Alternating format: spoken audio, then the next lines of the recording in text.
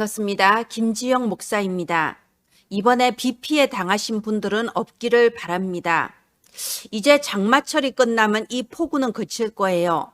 그러나 지금 또 온 세상에 내리고 있는 창세기 3장의 비, 재앙의 비는 끝이 없습니다. 우리보다 훌륭한 사람들, 많이 가진 사람들, 성공한 사람들은 많지만 모든 것이 다 있어도 한 가지 예수 그리스도 복음이 없어서 재앙당하고 있는 시대입니다.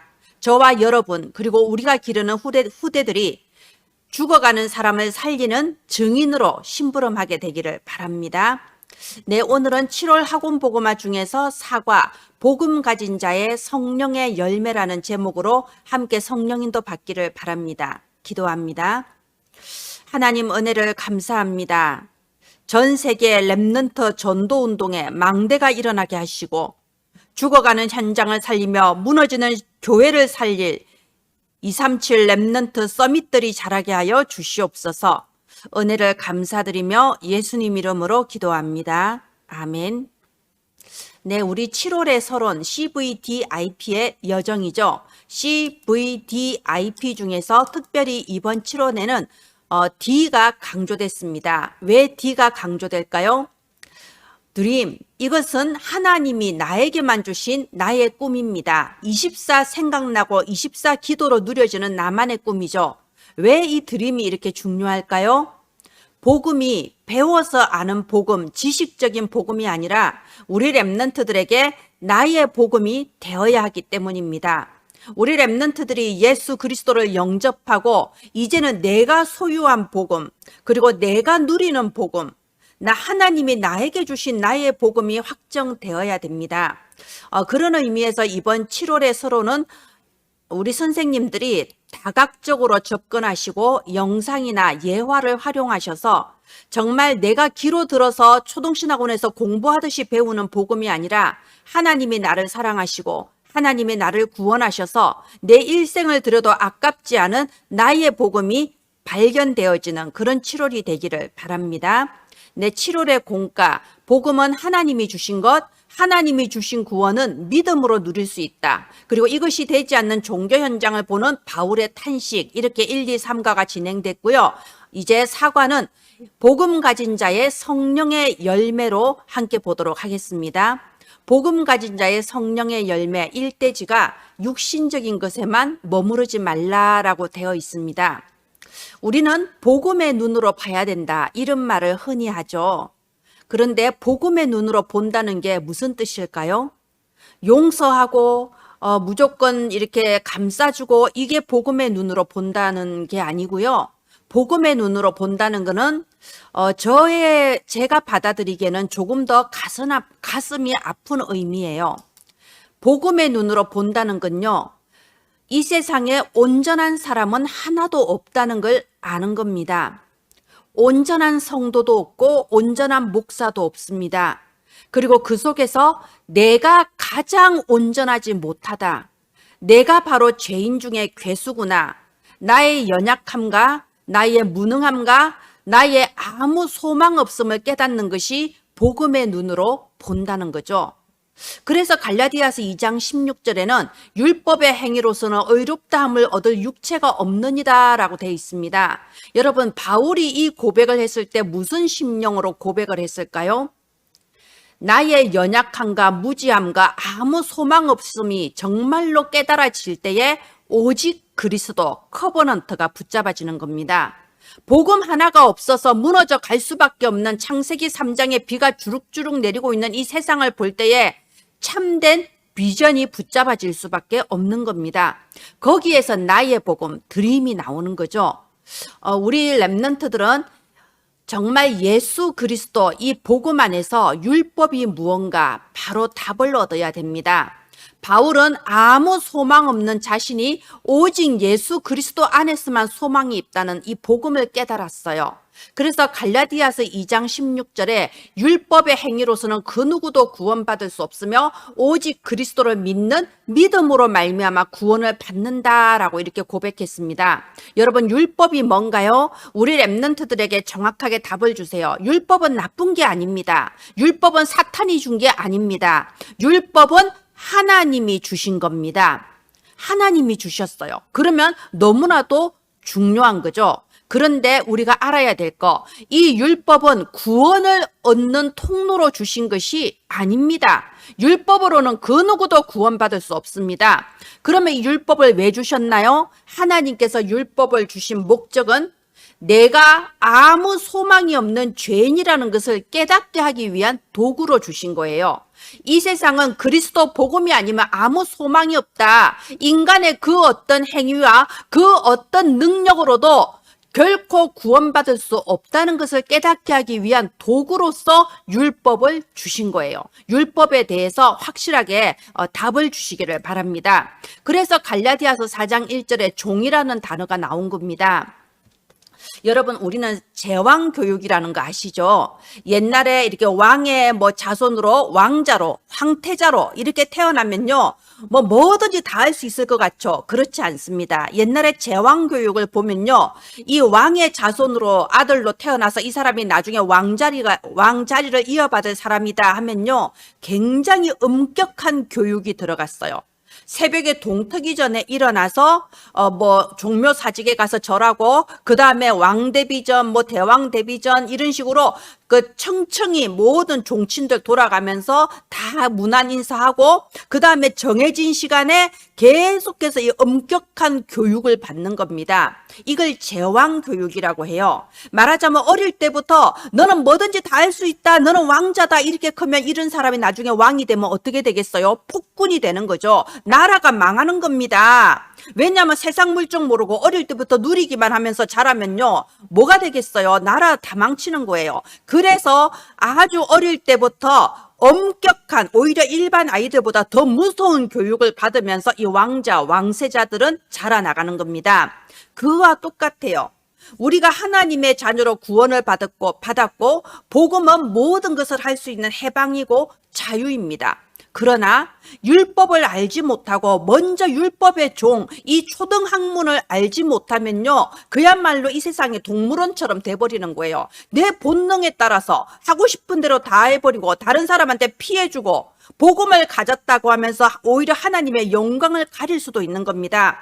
그래서 이 복음은요, 초등학문, 하나님의 자녀, 모든 것을 다 받은 렘넌트인 우리 아이들이 정말 하나님의 자녀답게 237 나라 살릴 렘넌트 서밋답게 자랄 수 있는 하나님이 주신 초등학문이다, 이겁니다. 그래서 저는 이렇게 렘넌트 사역하면서요, 초등부 교사와 청소년부 교사의 차이점을 조금 봤습니다. 여러분, 초등부 교사는 1 더하기 1은 2다라고 가르쳐 줄 수 있는 사람이 초등부 교사입니다. 말하자면 가장 기본적인 거, 가장 중요한 것을 가르쳐 주는 게 초등부 교사예요. 그래서 초등부 교사는 약간 율법적인 부분도 사실 필요합니다.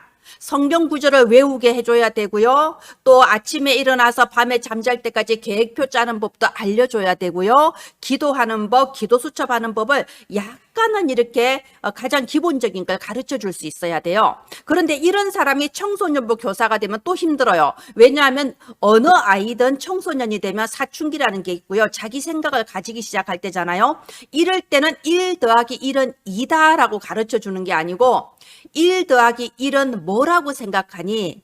너의 의견을 말해봐. 이렇게 또 달라지는 거죠. 예, 율법이 무엇인지 답을 주시기를 바랍니다. 인간은 그 무엇으로도 결코 구원받을 수 없어요. 아무리 성경 공부를 많이 하고 아무리 선행을 쌓고 아무리 훌륭한 인격을 갖추었다 해도 구원 얻을 만한 가치는 없습니다. 율법은 하나님이 주신 것이고 우리가 복음이 아니면 소망이 없는 존재라는 걸 알게 하기 위해서 주신 도구입니다. 그래서 이번 사과의 이대지가 바울이 받은 은혜예요. 여러분, 이 사과에서는요, 이 바울의 일대기에 대해서 소개하면서 좀 바울을 인간적으로 접근하는 시간이 됐으면 좋겠습니다. 바울은 사도행전 9장 1절 15절에 예수 그리스도를 만나고 구원받았죠. 어떤 일이 벌어졌습니까? 사실 바울은 이 다메섹 도상에서 그리스도를 만나기 전까지는요, 뭔가 영적으로 갈급한 사람이었어요. 구원을 얻는 길이 무엇인지 알지를 못했습니다. 그래서 조상들에게서 내려온 그 전통에 따라서 열심특심으로 율법을 따르고 그 전통에 따라서 예수 믿는 사람들을 잡으려고 쫓아다니는 핍박자요, 방해자였다 이겁니다. 왜냐하면 구원 얻는 그 복음이 뭔지를 확실하게 모르니까 자기 나름의 율법적인 방법을 쫓아갈 수밖에 없었던 거예요. 그런데 그때 예수님이 찾아오신 거예요. 바울이 평생에 이유도 알지 못하고 뭔가 시달리고 있던 그 갈급함이 그리스도 만나는 순간에 완전히 끝나버린 겁니다. 그래서 바울은 이 성경에 보면요, 그런 고백을 많이 했죠. 고린도전서 15장 9절 10절 같은 경우에도요, 나는 사도 중에 가장 작은 자라. 나는 하나님의 교회를 박해하였으므로 사도라 칭함을 받기를 감당하지 못할 자라고 했습니다. 내가 복음을 알지 못할 때에 얼마나 악했으며 얼마나 이 예수 믿는 사람들을 내가 공격하고 박해하던 사람인데 어떻게 내가 사도가 될 수 있겠냐. 그러나 내가 나 된 것은 하나님의 은혜라. 정말로 복음에 답이 난 사람은요, 특징이 뭐냐. 내가 얼마나 어리석으며 내가 얼마나 소망 없는 존재인가를 알게 되는 것이 특징입니다. 그래서 디모데전서 1장 15절에도 바울은 이렇게 고백하고 있어요. 나는 죄인 중에 괴수다라고 고백하고 있습니다. 예수님은 죄인을 부르려고 이 땅에 오셨어요. 완전한 사람, 훌륭한 사람을 부르려고 오신 게 아니에요. 내가 죄인인 것을 깨달은 사람, 이 율법을 통하여서 나는 복음이 아니면 살 수 없다는 걸 깨달은 사람을 부르러 오신 거예요. 그래서 바울은 내가 죄인 중에 괴수다라고 고백을 했습니다. 저도 제가 복음을 안 지가 얼마 안 된 것 같습니다. 정말 부끄럽게도 제가 복음을 안다고 생각했던 게 아는 게 아니더라고요. 어느 날 제가 정말 나 자신이 부끄럽다. 하나님 앞에서 부끄러운 것밖에 없구나. 내가 모든 것을 잘못 생각하고 있었구나.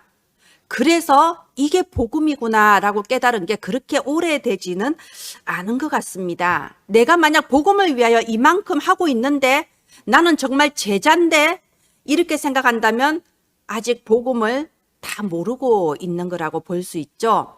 자, 이렇게 바울이 예수 그리스도 이 복음을 만났을 때에 바울에게 좋은 일이 일어난 게 아니에요. 그때부터 바울은 어디에도 갈 수 없는 사람이 돼버렸어요. 유대 교회에도 갈 수가 없고 이 초대교회 쪽으로도 올 수가 없는 사람이었어요. 그런데 사도행전 11장 25절 26절 보면 바나바가 바울을 데리러 갔다고 돼 있습니다. 여러분, 교회에는 바나바 같은 사람이 있어야 돼요. 모든 사람이 등 돌리고 경계하고 감히 다가가지 못하고 있던 바울이란 이 제자에게 먼저 찾아가서 손 내밀고 데리고 온 사람이 바나바입니다.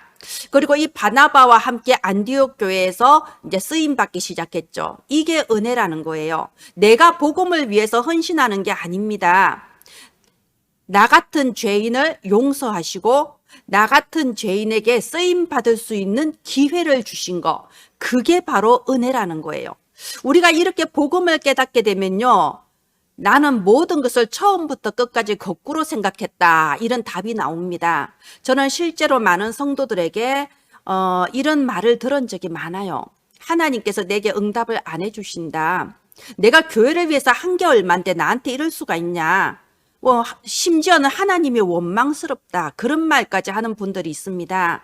처음부터 끝까지 우리는 다 거꾸로 생각하는 게 너무나 많아요. 그리고 이제 하나님의 시간표가 됐을 때 사도행전 18장 1절로 4절 보면요, 이제 시대적인 동력자들을 붙여주죠. 진짜 브리스길라, 아굴라 이런 제자를 붙여주셔서 로마 복음화의 초석을 다지게 합니다. 오늘 우리가 이렇게 바울이 받은 은혜에서 바울의 일대기를 잠깐 봤는데요. 이것이 바울이 받은 은혜이고 또 저와 여러분이 받은 은혜죠.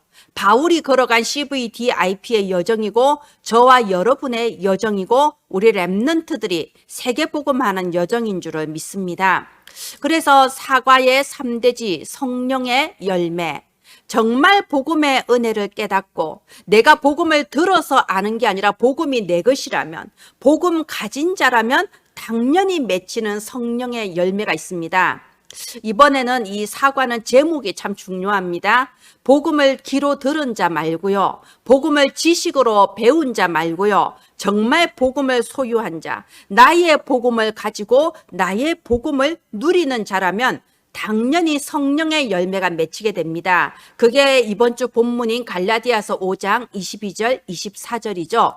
하나님과의 관계에 있어서 열매가 맺힙니다. 사랑과 희락과 화평입니다. 하나님을 원망하고 하나님께 불평하고 그게 아니에요.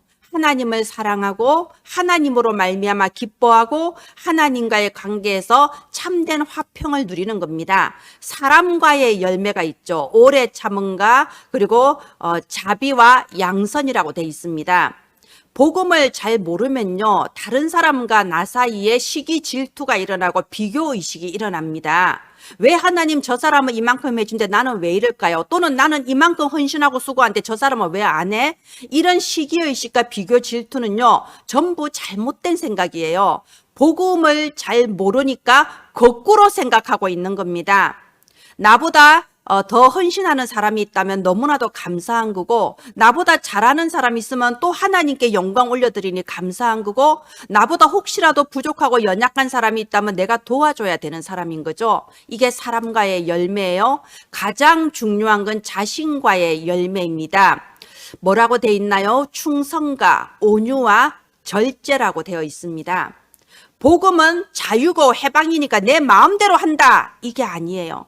충성과 온유와 절제, 이런 성령의 열매는 다른 사람이 알아주는 게 아닙니다. 오직 하나님과 본인만 아는 거죠. 그래서 코람데오, 우리 랩런트들에게 이 코람데오가 전달됐으면 좋겠습니다. 세계복음화라는 단어가 세계 정복이 아니에요. 내가 세계 최고로 제일 잘 나가고 내가 성공하고 하나님이 나를 성공시켜 주시고 이런 개념이 아닙니다. 세계 복음화라는 것은 내가 하나님의 은혜로 심부름을 하게 되는 거예요. 그 자리가 어느 자리인지는 알 수 없죠. 그거는 나의 이 드림 안에서 가장 낮은 자리일 수도 있고 가장 높은 자리일 수도 있어요. 그러나 그거는 중요하지 않습니다. 코람데오, 하나님 앞에서 성령의 열매가 맺혀지는 우리 후대들 되기를 바랍니다. 7월의 결론, All Change CVDIP. 우리 랩런트들에게 상처도 있을 수 있고요. 지금 어려운 환경도 있을 수 있고요. 나의 어리석은 실수로 말미암은 잘못도 있을 수 있습니다. 여기에 대해서 우리가 체인지가 되지 않으면 겉으로는 훈련 많이 받은 랩런트 리더인데 속으로는 전혀 가짜일 수도 있어요. 그래서 모든 것을 변화시키는 CVDIP, 나의 모든 과거의 상처가 24 하나님이 나와 함께 하심을 누리는 임마누엘 누리는 누림으로, 그리고 나의 지금 어려운 환경이 25의 응답으로 변화되어지며 나의 실수와 어리석음조차도 하나님은 변화시켜 주셔서 영원한 작품 되게 하시는 All Change CVDIP, 이 비밀이 랩런트들에게 전달되게 되기를 바랍니다. 네, 여러분, 지금 또 현장에서 우리 후대에게 정확한 언약을 전달하고 있는 교사님들, 부모님들에게 성령의 충만함이 임하기를 바랍니다. 지금 비록 환경이 어렵고 여러 가지 사건이 있다고 해도 중요한 건 그게 아닙니다. 눈에 보이는 것보다 보이지 않는 것이 더 중요합니다. 저와 여러분의 헌신과 그리고 우리의 기도를 통하여서 237 나라 미래 교회를 살려나가실 하나님께 영광 올려드립니다. 기도합니다. 하나님 감사합니다. 지금 또 후대를 기르고 있는 우리 부모님 교사님들에게 성령의 충만함을 부어 주시옵소서. 보이는 것에 흔들리지 아니하고 보이지 않는 영원한 작품을 바라보며 하나님이 내게 주신 자리에서 하나님 뜻대로 심부름하는 우리 모든 랩런트 사역자들 되게 하소서. 살아계신 주 예수님 이름으로 기도합니다. 아멘. 감사합니다. 더운 여름 은혜 충만하게 보내시기를 바랍니다.